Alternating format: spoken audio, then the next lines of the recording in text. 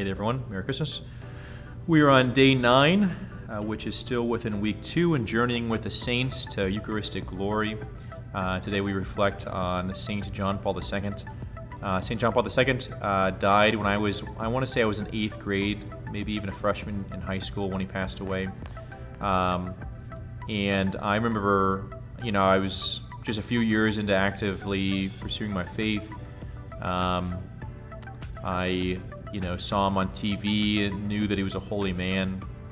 I never once got to meet John Paul II, but I was very blessed to actually know several priests who either studied in Rome or worked there and kind of got to be around him. There's a few priests in our diocese who are actually ordained by St. John Paul II, and so I got to hear their stories of being with him. One of the things that I would say almost all of them mention, especially those who got to go to Mass with him, is not, how we celebrated Mass, absolutely. His homilies he was a very profound and excellent speaker. I would probably say the best of any recent pope, in a variety of different languages too. Most of them didn't talk about that. What they would talk about is actually after he had consumed the Eucharist and it was time to distribute communion.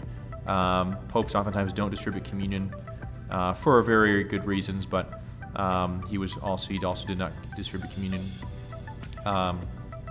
It was when he knelt down in a prayer of thanksgiving after receiving communion. Now everyone's off doing their thing and giving communion out, and sometimes millions of people have to come through to receive communion, but he would just simply go over and kneel down and pray. And the way people describe it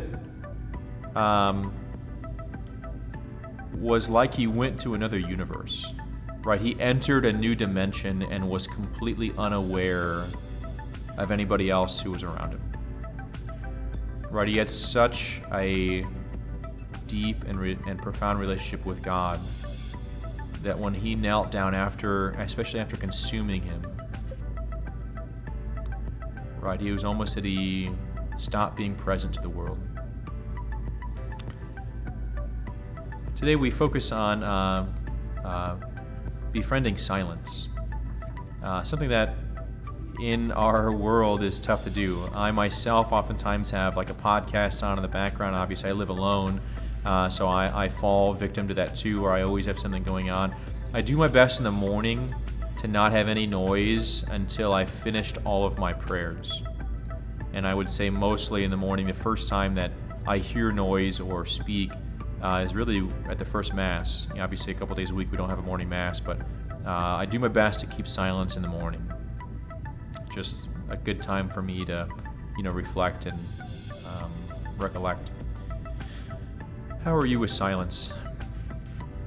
Matthew Kelly gives, I would say, some suggestions here of how to endure silence. I actually number them. He didn't number them in the book, but I number this on page 78.